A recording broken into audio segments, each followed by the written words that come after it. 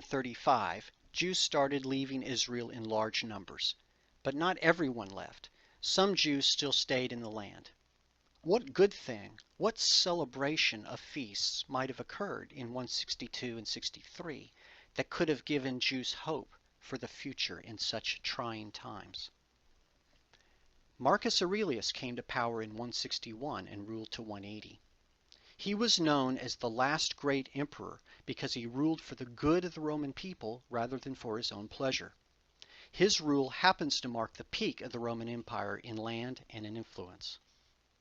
Marcus Aurelius, though, had a curious behavior. He persecuted Christians only, not Jews and Christians together, which was much more common at the time. Here's a surprise. You see, there's a secret that you will not find in any Roman writings, but it was written about extensively by the Jews. Marcus Aurelius was the close personal friend of a Jew, not just any Jew, the leading rabbi in Judaism at the time, Rabbi Yehuda Hanasi, who lived in the Galilee. Jews had an inside track with the leader of the Roman Empire. He sought this rabbi's advice continually and eventually, some say, practiced Judaism secretly. The Jews knew this. It was a special time in the life of Jews post-exile and offered rays of hope for the future. Yehuda Hanasi changed Jewish history forever by being the first person to write down the oral law on paper, because he knew that difficult times may be ahead and they could not afford to only pass it down orally. This was the great treasure released to the world in that period. But the future was not in Israel, it was in Babylon, or let's say the region of Babylonia. And once Yehuda Hanasi broke the cap on writing things down, the Talmud would soon follow the Mishnah, and most of it was written in Babylonia. Babylonia became the center of Jewish life for well over 500 years. And I'd like to give an honorable mention to the empire that received those Jews, the greatest empire you never studied in school, Parthia. Here is a map of the Roman control around the Mediterranean. But to the east of the Euphrates, shown by that red line, was the great empire of Parthia. Parthia ruled for 500 years in the same period as the Roman Empire.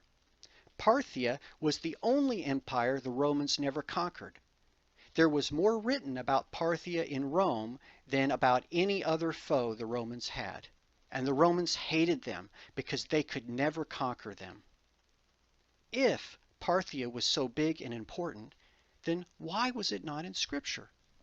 Well, check out Acts 2, 9, and 10, listing all the nations from which Jews had come to Jerusalem. Parthia is in Scripture.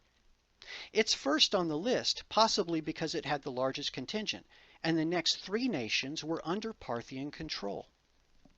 What was so attractive about Parthia that caused Jews to flock there, as well as so many other Jews from the previous exiles to thrive there? Are you ready for a surprise? They offered freedom of religion. Different regions in Parthia, different people groups, including the Jews, could worship whatever gods they wanted to, as long as they paid their taxes faithfully to the central government and supported the national defense when called upon. This was a live and let live society. They had a king, but his power was kept in check and he could be deposed. This was nothing like the Roman Empire. And if you ask me which of these empires acted more civilly to their fellow man, and which of these empires would crucify somebody at the drop of a hat, feed people to lions for sport, decide someone's life by whether an emperor's thumb was pointed up or down, you give me a choice of where to live in the 2nd century, and I'm going to Parthia too. So the Jews thrived there. But alas, the Parthians were finally judged for their sins, and the Persians took over. And then the Arabs conquered the region about 40 years after Muhammad saw his first visions. And in 100 more years, a rival Arab group took over and set up their worldwide capital in Baghdad. Jews were respected by the Abbasid Caliphate, but other Arabs were jealous and the Abbasids were losing power in the Muslim infighting and started compromising, and the yellow badges for Jews were invented in 807. as well as blue badges for Christians. Jews could see that they were in trouble and that rival Arab Muslims would not be as kind to them as the Abbasids. What solution would God provide? Well, starting in the early 800s, Abbasids started to move their seat of power to safer grounds, first to Syria, then Egypt, and then on to North Africa. By 850, the Abbasids had united with Berbers, Moors, and Arabs of North Africa all along the North African coast, with many Jews coming along for the ride. The Abbasids treated the Jews very well, and Jews could finally celebrate that they were safe again. In 100 years, these very same Abbasids would expand their borders to include Spain. The Jews followed them into the Iberian Peninsula in large numbers, initiating the 500-year-long Golden Age of Spain. These were great times for Jews in exile. And Sephardic Judaism would be born from this period. But what about the Jews who were still left in the Roman Empire, where things were getting steadily worse? You know, the Jews in Greece and Macedonia and Italy? Well, let's go back to 795, the beginning of the first blood moon tetrad. Enter Charlemagne. Around that very same date, he invited Jews from Italy to come and join him in the Frank Kingdom, the forerunner of France. He installed some of them as his personal advisors, and out of that tiny migration of Jews from Italy to France was the very seedling from which Ashkenazi Judaism was born. That's where it all started, folks. So there you have, in the period of the blood moons, the beginning of the Ashkenazi Jews. Unfortunately, the golden age of Jewry in France only lasted 100 years. What treasures came out of the period of these three tetrads? Well, the 100 Blessings book was published in 860 in the third tetrad, and this would be followed a few years later by the first Jewish prayer book, which would keep Judaism much more cohesive in the years that followed because it was a uniting work. Now we turn our story back to Spain. Trouble is coming for the Jews in the form of Christians. Fast forward 500 years from the last blood moon tetrad to 1391, and you have the turning point for the story of Spanish Jews in the form of the Jewish massacre in Seville. As things progressed, the solution decided upon by the church was forced conversions, which started in 1411 through 1415. As you can see, this precedes the first blood moon tetrad of this period. It seems that 1428 was a period of less intensity, but I don't have any great story for you of what good thing happened to Jews in 1428 and 29, and I'm exposing that crack. Nevertheless, by the 1470s, many Jews had converted to Christianity, including the family of Christopher Columbus. But as Jews started to move up into influential offices in the church, suddenly many Christians became unsatisfied with the sincerity of those conversions. And so in 1478 began the Spanish Inquisition into whether those conversions were genuine.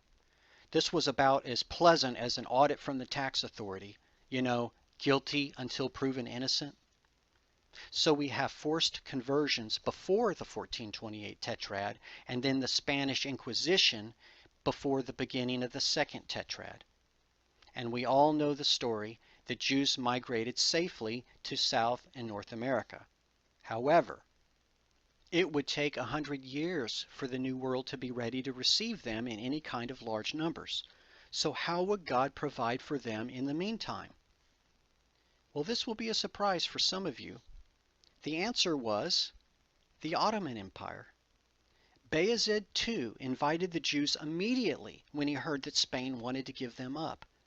Once again, God had prepared an immediate solution, even as he simultaneously seeded the long-term solution in North and South America.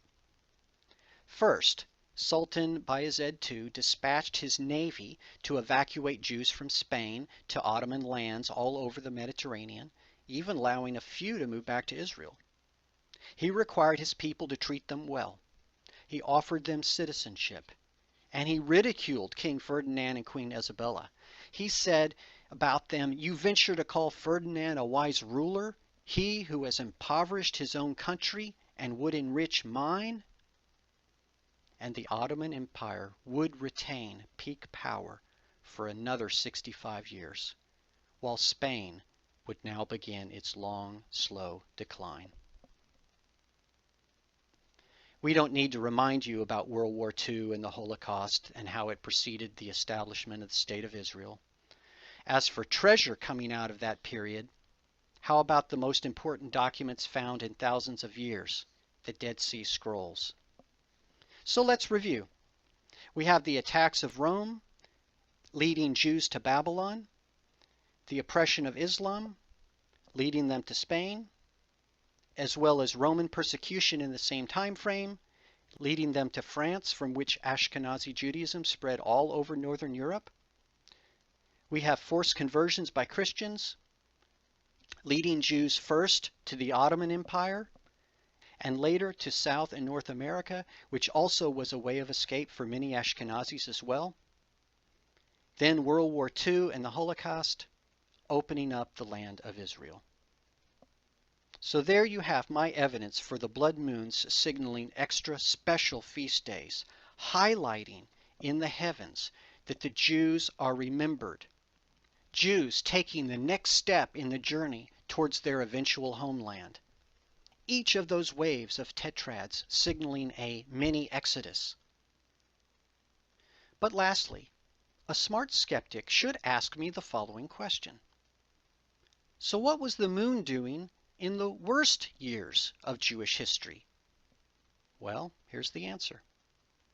There were no tetrads. There were no lunar eclipses, not even one of them.